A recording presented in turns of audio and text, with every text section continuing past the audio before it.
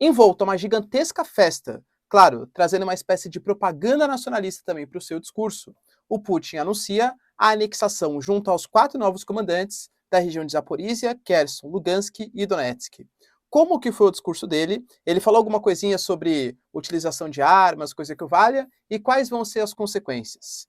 Inclusive, a Ucrânia já respondeu, o Zelensky garantiu que vai mandar uma carta de adesão à OTAN nessa sexta-feira. E por incrível que pareça, o Stoltenberg, que é como se fosse o secretário-geral ali, né, a liderança da OTAN, já respondeu. Quais vão ser as respostas dos aliados da Rússia e dos inimigos da Rússia a essa questão? Se vocês querem entender um pouco mais sobre esses assuntos, e muito mais também sobre geografia, geopolítica, atualidades, política, polêmicas, enfim, tudo para você se manter sempre bem atualizado, já se inscreve no canal, deixa seu like, compartilha esse vídeo, que eu, professor Ricardo, conto muito com a sua ajuda. Belezinha? Pessoal, para quem não sabe, né? Tem que saber, hein, pessoal? Só 2 dias aí para a eleição. Eu sou candidato a deputado estadual pelo estado de São Paulo e eu quero mostrar para você que eu posso ser o seu representante na Assembleia Legislativa. Tenho propostas muito ligadas à educação, à segurança pública e também à geração de empregos. Entre em contato comigo, meu WhatsApp está aí à disposição de vocês, porque eu quero mostrar para vocês que eu vou ser a ponte entre a população e a Assembleia Legislativa. E claro, sem uso de 1 centavo do dinheiro público, hein? Compromisso e honra com orçamento público.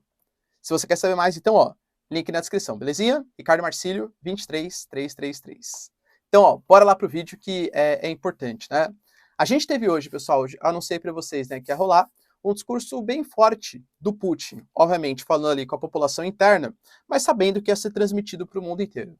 Ele começou, como ele sempre faz nos discursos dele, ressaltando toda a história da Rússia, desde o Império Russo, depois durante a União Soviética, e sempre tecendo críticas ao mundo ocidental, por estar sempre ao longo da história querendo desmobilizar os russos. Era da época da União Soviética, plantando ali notícias, segundo ele, né, plantando notícias, incitando manifestações, tal, divisões. E agora a Rússia, pós anos 2000, pós o crescimento econômico, pelo governo Putin, mais ou menos a mesma coisa, com as revoluções coloridas, com as interferências ocidentais, tal, tá? Inclusive reforçou pontos super importantes relacionados ao passado. Falou que o Ocidente sempre interferiu ali na região, né? Citou, por exemplo, o caso da manifestação pela independência da Índia e citou, inclusive, Hiroshima e Nagasaki, dando a entender que o que os Estados Unidos fez no passado na questão japonesa meio que autoriza o que a Rússia pode vir a fazer no futuro. Ou seja, mais uma vez fazendo uma referência à questão do possível uso de armas nucleares, tá? Continuando seu discurso, ele falou também dessa ocidentalização do Oriente, que ele é totalmente contrário, inclusive aí falou também das populações LGBTQIAP+, falando que isso passa, galera, de uma construção coletiva do mundo ocidental e que isso deve ser combatido, essas pautas, no mundo oriental, porque ele não quer a ocidentalização, tá? Inclusive ele falou da questão do gasoduto, citou, falando que o Reino Unido e os Estados Unidos fizeram de tudo para aplicar sanções, para destruir a Rússia, e que até atentados ao gasoduto Nord Stream 1 e Nord Stream 2, eles foram feitos. Lembrando que a Ucrânia acusa a Rússia de ter feito isso, e a Rússia agora, que pelo menos não tinha se pronunciado oficialmente, se pronunciou, falam que na verdade foram os Estados Unidos que praticaram, né, esses vazamentos ali, bem próximo do Mar Báltico, região da Dinamarca, tá bom? Quem fez de fato?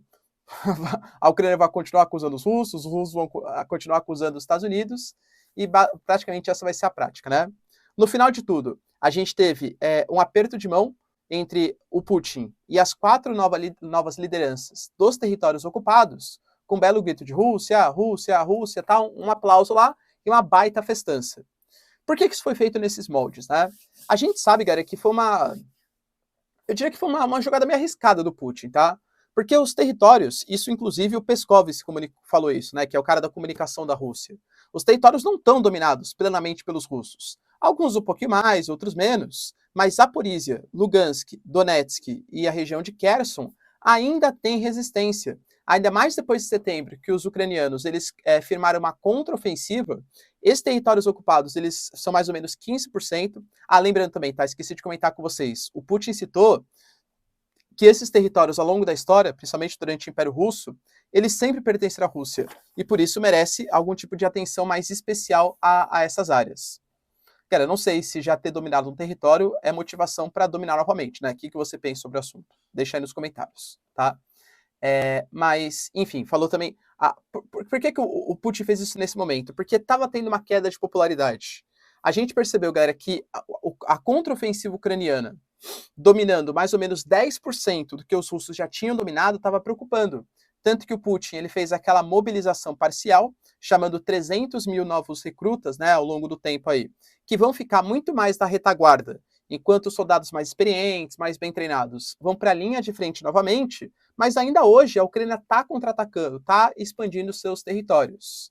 A pergunta que fica é, beleza, professor, porque ele falou, novamente, né, de Hiroshima e Nagasaki, já falou uma série de vezes na semana passada e nessa semana sobre o uso de armas nucleares nas regiões agora que são oficialmente russas.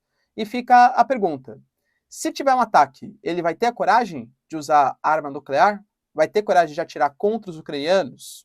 Porque eu duvido que os ataques eles vão cessar, pelo menos nesse momento. Lembrando que a Rússia, como que ela vai fazer para dominar essas áreas, que nem estão sob total controle?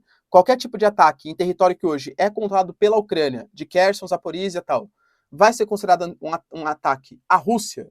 Então é melhor já usar arma nuclear agora, percebe? Porque vai ter ataque, não vai parar as áreas que são controladas ainda hoje pelos ucranianos. Dessas anexações, na verdade, Belarus vai reconhecer, né? Mas a gente pega países como, por exemplo, Cazaquistão, Sérvia, China, Índia, países que tradicionalmente são aliados aos russos, ou pelo menos mais agora, né, pós essa novíssima ordem mundial, anunciaram que não vão reconhecer os territórios como territórios russos. E aí, será que a Rússia vai perder um pouco de legitimidade com isso? É esperar para ver, tá? Não sei se vai ser uma ofensiva bem sucedida do Putin. E, como resposta a isso, a gente teve também o Zelensky, presidente da Ucrânia, anunciando uma carta de intenções, inclusive que vai ser mandada para a OTAN hoje, de entrar para a Organização Tratado do Atlântico Norte. Lembrando que a OTAN ela tem o artigo 5º da sua Constituição, que garante que qualquer ataque que seja feito contra um membro da OTAN significa que todos os países que pertencem à OTAN têm que ajudar. Vamos falar aqui as mais claras? Os Estados Unidos compra a briga, ou seja, atacou um país que faz parte da OTAN, os Estados Unidos, ele compra a briga também, tá? Professor, e você acha que vai ser aceito? Então, não achava e a gente já teve a confirmação. Não vai, tá? Por que eu não achava, professor? Primeiro porque existem países, por exemplo, a Turquia. A Turquia não queria deixar nem a Finlândia nem a Suécia entrarem para a OTAN para não causar um certo clima de tensão com a Rússia. Ah, professor, era questão dos curdos, o PKK. Cara, de verdade, justificativa, né, extraoficial. De verdade, a Turquia não queria deixar que Finlândia e Suécia entrassem para a OTAN e ficava boicotando os dois países, porque seria um risco para a Rússia. E a Rússia não quer comprar uma briga com a Turquia não quer comprar uma briga com a Rússia. Pô, imagina Hungria e Turquia, por exemplo, aceitando a Ucrânia. E para entrar na OTAN tem que ser um consenso entre os países membros. Outra coisa, tá na Constituição da OTAN que é proibido, não pode entrar um país que tenha movimentos separatistas dentro do seu próprio território. Poxa, coisa que acontece hoje na Ucrânia. Donetsk, Lugansk, enfim, todos os territórios aí são considerados territórios também separatistas. O Stoltenberg, que é como se fosse o secretário-geral da OTAN, ele anunciou que vai continuar apoiando Kiev, vai continuar apoiando a Ucrânia, mas que é impossível, nesse momento, a adesão da Ucrânia à OTAN. Assim como já era antes também, tá bom?